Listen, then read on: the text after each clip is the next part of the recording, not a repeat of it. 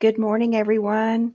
My name is Lynn, and I work with the EFMP Central Cell Marketing and Outreach, and I'll be your facilitator this morning. So let's get started. Today, our session is going to be EFMP Connect Back to School. Our speakers for today is Ms. Tammy Hearn, who is our Chief Exceptional Assignment Program Division. Ms. Lori Phipps is our guest speaker. She's the Chief DAF School Liaison Program Manager. Ms. Erin Che is our Special Education Specialist, the Exceptional Assignment Programs EFMP Central Cell. Captain Rhonda Webb Stewart is our EFMP Legal Assistance and Policy. And Ms. Melissa Reyes is our EFMP Family Support Program Manager. So now I'd like to turn it over to Ms. Tammy Hearn so she can give us a morning welcome and talk to you guys for a few moments. Yes. Ms. Hearn. Thank you, Lynn. Thank you very much. Good morning, EFMP families and fellow stakeholders. We are very excited to host you this morning and look forward to sharing some information. But more importantly, we look forward to the time we get to spend with you in the breakout rooms as we learn your challenges, as we answer your questions, as maybe we help vector a solution. So again, this time with you, a well-spent hour, I believe, and we, of course, always treasure opportunities to communicate directly with our families and our fellow stakeholders.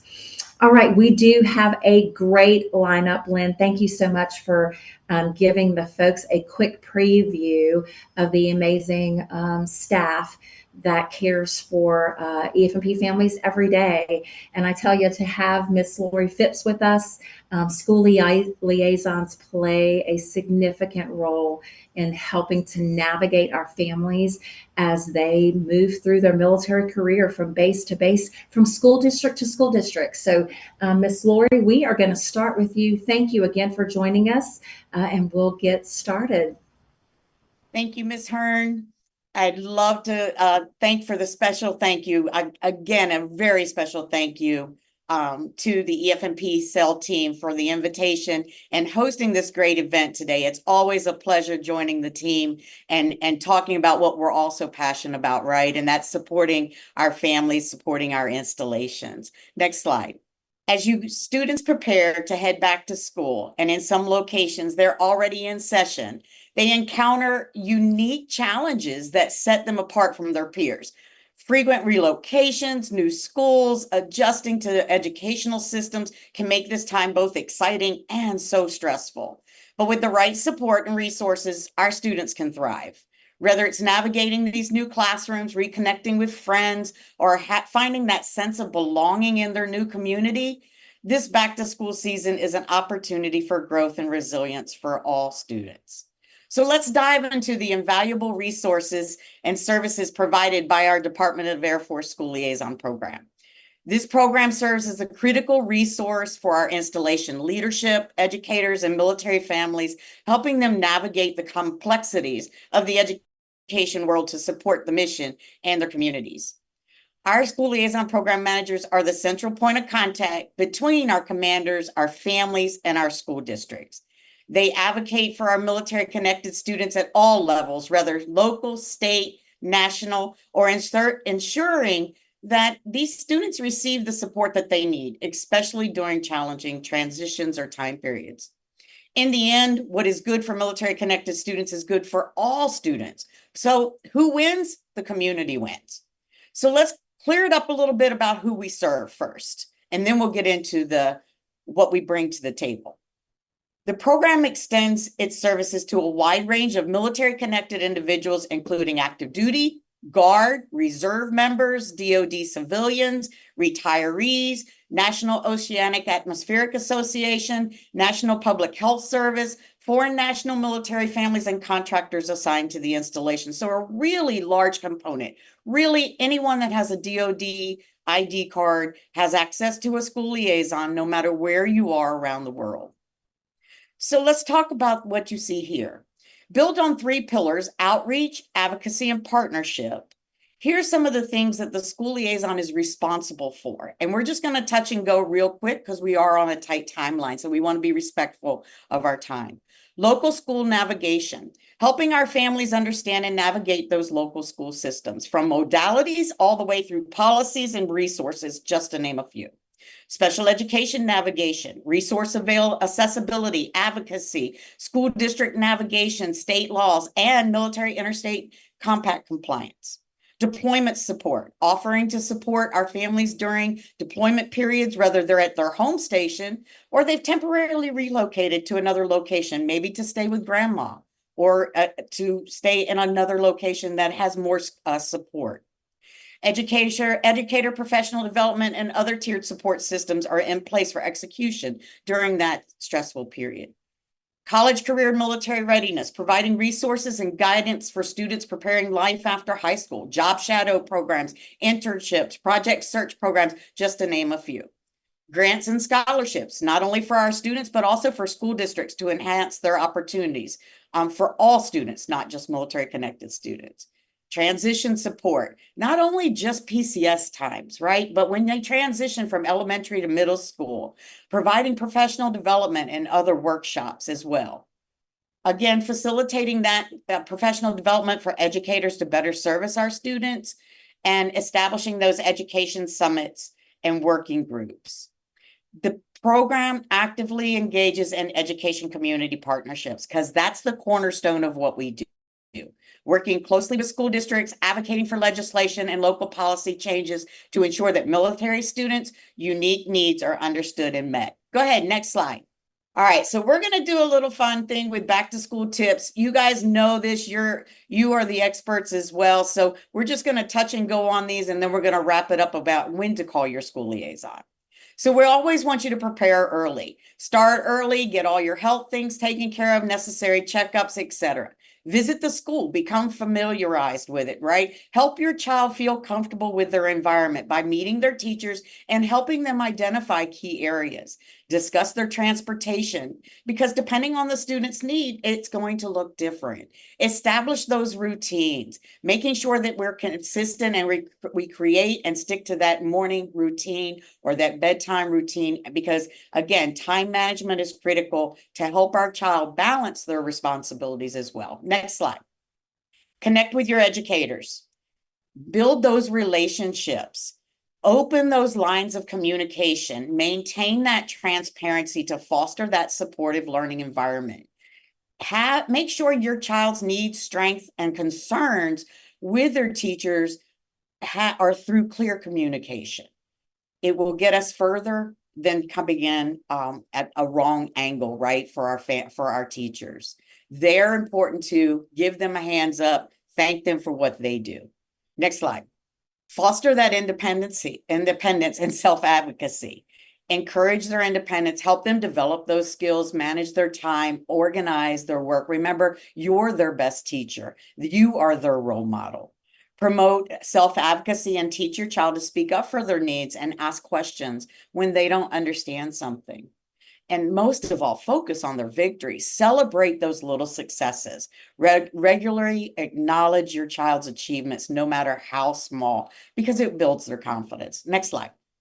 Make sure that if your student has an IEP, that you review and know it. Again, understanding it. And again, I'm preaching to the choir on this, right? So again, continue learning and be an advocate. You are your child's best advocate. So stay educated. Continue learning about the educational resources and rights and strategies and all of those things that will help make you a great advocate. Reach out to your school liaison, understand what the laws are. Be organized, be informed, keep track of those important documents, and know your child's strengths. Again, I go back to that one. Next slide. The biggest one is know your rights, know your student's strength, but be an advocate, not an adversary. Work collaboratively with your teachers and administrators, advocating for your child without creating conflict. There's a lot of times where the mama bear or papa bear comes out, and that's okay. We have the right to feel that way, but we have to channel it for good and move it in the right direction to get the support we need. Remember, you're not in this alone. Reach out to other parents, teachers, and support groups, your school liaison, your FS coordinators, the central cell, everybody. We're in this with you. Next slide.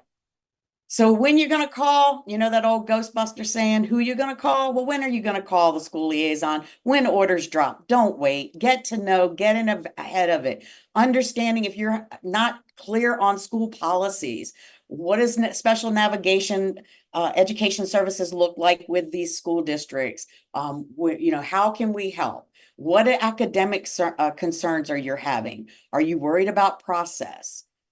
If there's an MIC3 compliance issue, are there advocacy opportunities if you want to advocate at a higher level? Next slide. If there's social emotional behavior concerns that are relevant to what's going on at a school district. If your child is being bullied or harassed, your school liaison plays a critical part in understanding this. We've had many installations put policies in place due to some of the situations that were happening in the school. So making sure we're staying ahead of the game, right? If your if your child is transitioning, making sure that we are getting those resources to you, right? Or if you need them, reach out. Attendance issues. If we're struggling, we're going to get notified. So we want you to be able to understand what's going on. Extracurricular, community resources, all of those things, right? We're going to come to the table with you. Overall, we're here to support and empower your parents in advocating for your child's education and well-being. Don't hesitate to reach out when you have concerns or need assistance. Be proactive as best as possible. Next slide. The QR code on this slide will send you to Military OneSource, where our school liaison listing is worldwide, is there. If you're not in an installation and serving in a GSU area or recruiting or ROTC or Guard Reserve, reach out to the closest installation regardless of service or directly to the headquarters staff. This program has a joint service reciprocity agreement, so we are required to service everyone equally. We are going to be there for you. Next slide is my contact information. Just know the team on the ground is dedicated to ensuring that you, a military family, have the educational support you need, no matter where you are. Making the school liaison an essential resource for our military connected families, navigating this educational landscape. Remember that we are just a call away, an email away to assist you. Stay connected, take advantage of the resources available. Until next time, now let me turn it over to Ms. Shea and Captain Webb Stewart for loads of great information for your families as we navigate this fast-paced back to school time of year. Thanks, Ms. Phipps. I'm glad to follow you in this talk about back to school. Well, welcome everybody to this session. Some have already started the school year and some will start in a week or so. For me, whether it's beginning of the year, middle of the year, end of the year, I hear a lot about challenges and in special education from families. Some misinformation, some misunderstanding regarding the federal law that protects your children. And we're here to unpack a few of those things today. Next slide, please. So a big part of combating misinformation and mitigating challenges is understanding that language of special education, because it's those certain words that can trigger an action or response. Some of those could be to start a process or start a certain timeline. And so in other words, just simply put, the right language, we have to use the right language to get the right response from our schools.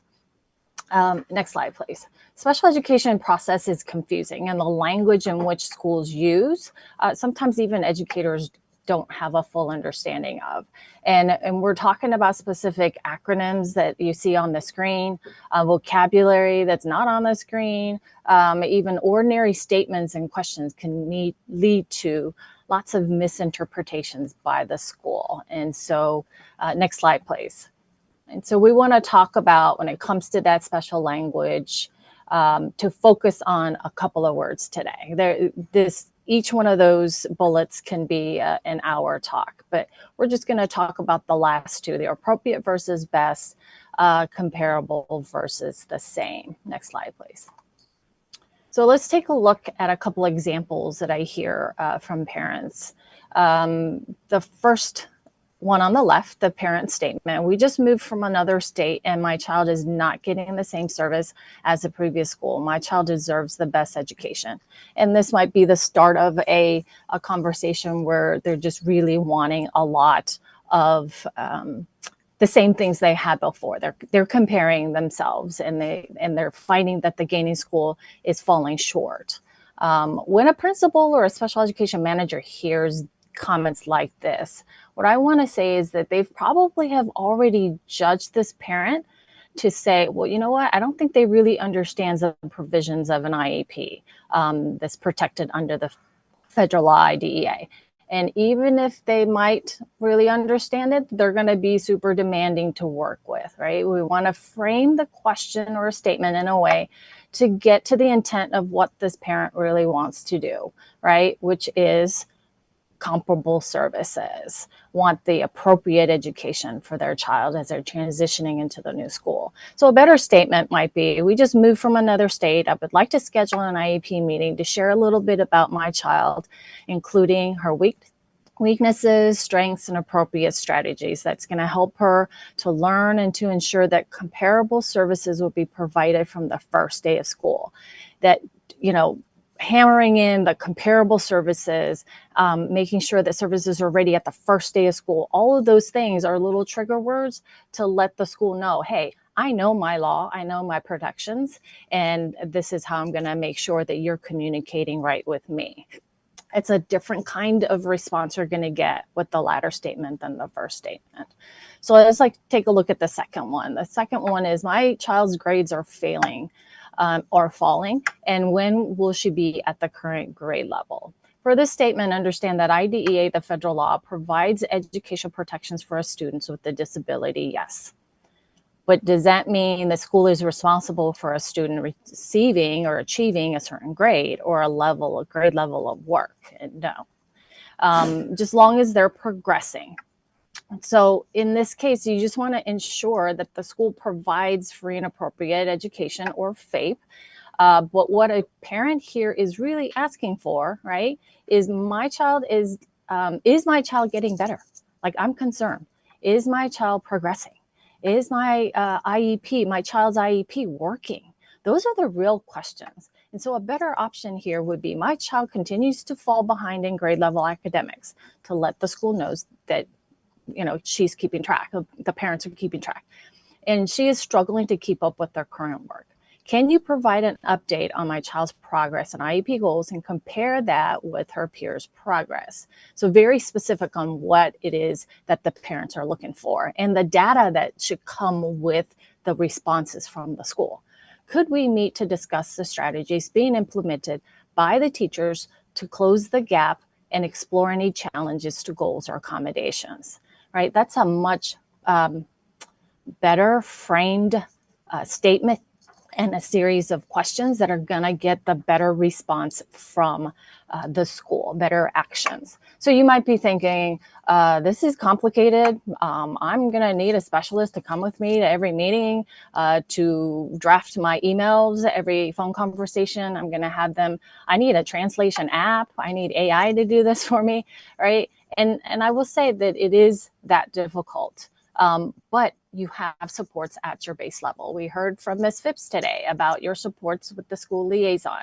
You have your family support. We're going to hear about them later on today. And your pivotal advocate to go with you and to go alongside you in this journey and navigating special education and special education language, to champion your child's education in the right way. It's going to be your legal office, and your attorneys can be trained. They are trained in dealing with the special education cases. So here to discuss the role in a way that the local attorneys play in translating that language and assisting our families with special education challenges, I want to introduce you today, Captain Rhonda Webb Stewart. She is our special education attorney and deputy branch chief of the EFM Legal Assistance and Policy. Take it away. Thank you, Erin. In addition to, next slide, please. So in addition to the services provided to you from the Central Cell, as you see here on this slide, the EFMP Legal Assistance and Policy Branch are here to provide legal support to you and your student. Next slide, please. So looking at this chart here, the legal team is twofold. The foundation is the base legal office. The installation legal office can offer direct legal representation by attending IEP meetings, reviewing special education related documents, contacting your school on your behalf, providing training and resources and referrals. I encourage you to set an appointment with your base legal office and bring your special education legal questions to them. It is never too early to ask for advice to help navigate the school process. In that middle column, you have the school liaison, as you've heard from them earlier today. The installation school liaisons are a great resource and a wealth of knowledge, and they're especially helpful when you're PCSing to a new base. And lastly, my area, our office, EFMP Family Support. Our office provides reach back support to the base legal offices by fielding questions, attending meetings with the school, and working closely with the special education specialists, as you heard from Ms. Shea just a few moments ago. We also provide trainings and resources and referrals. And so if your office, your installation is requiring additional information and needing trainings, please reach out to us and we are able to facilitate those trainings, provide resources, templates, and information.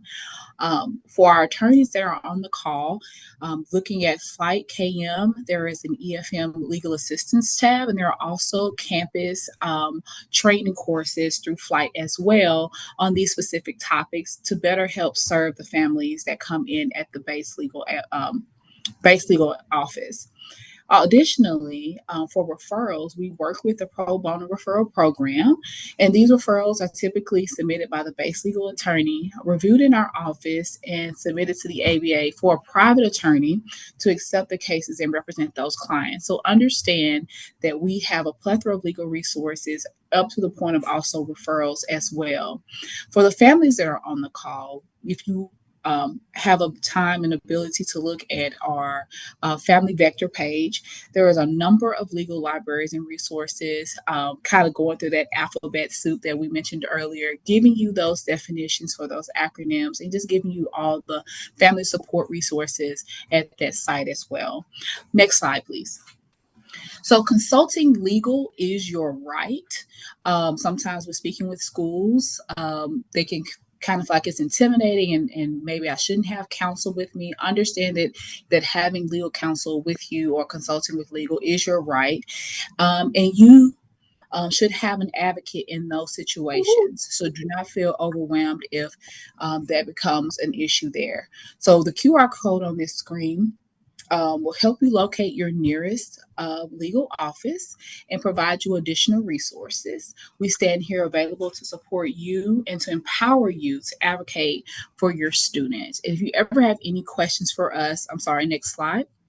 Our contact information is here. I am standing in for our wonderful branch chief, Ms. Sharon Aka, and your school, education specialist, Ms. Shea, her information and workflow boxes are there. So please reach out to us if you have any questions or any concerns on how we can support you.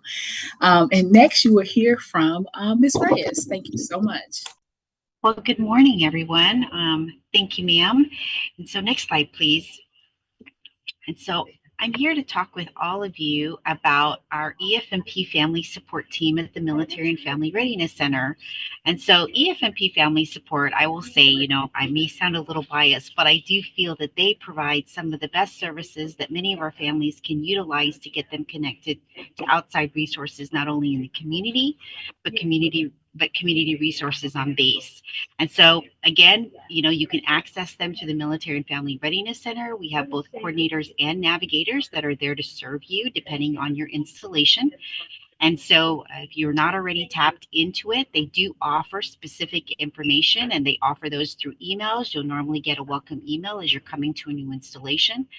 But then they also have EFMP Family Support Facebook pages, and in some bases they also do have an Instagram page. So just just to kind of keep you connected to what resources are available in the area. And although you may be on a Q-coded list, most of our EFMP family support team, what they'll do is they will send out emails through that Q code list to be able to provide you as far as upcoming events that may be taking place, upcoming classes and things like that. They do offer support groups as well to kind of get you connected with other EFMP families in the area, especially those support groups that are specifically focused on something specific related to maybe a medical condition or related to a particular issue that you're dealing with. They may be able to get you connected to those. So again, reach out to them. One of the things that is also really kind of very important within the EFMP family support field is we do family needs assessments. So when you come in to see a coordinator for the first time or a navigator, they will, speak with you, kind of find out what issues and what kinds of challenges you may be experiencing. Maybe you've just moved there or you're currently experiencing it. Maybe there's a new diagnosis. They'll be able to kind of talk with you a little bit and kind of find out what needs your family specifically is looking for and kind of get you connected with those resources. And in addition to that, that will lead into the early intervention services. If that kind of, as they're having a discussion with you and there's resources that could lead to early intervention services, they'll be able to get you connected to those point of contacts. So as far as for family support resources, again, reaching out to Military One Source, they also have really great information in relationship to EFMP in general. And then, of course, if you're looking specifically for medical support or just questions in relationship to enrollment or anything related to that medical side of EFMP, reaching out to your special needs consultant. And so again, I highly recommend to always reach out to your EFMP family support at the Military and Family Readiness Centers. They do a great job. We have a great team, and I know they're always willing to assist families and get them connected to where they need to go. Thank you for your time today, and back to you, Ms. Dearman. Thank you, Ms. Melissa, and thank you to all of our briefers this morning. What a wonderful job you guys did sharing information for those who have kiddos headed back to school. Very much appreciate the time that you dedicated to provide this information to everyone. We're going to go ahead and have a slide that's going to be presented in those breakout rooms that will allow you the opportunity to provide us feedback about these sessions that we provide to you. Give us ideas. If you have ideas that you'd like to share, we'd be more than happy to create a connect that will tailor to that idea. So at this time, we'll go ahead and open up the breakout rooms and get you guys out there asking the questions that you'd like. So thank you again.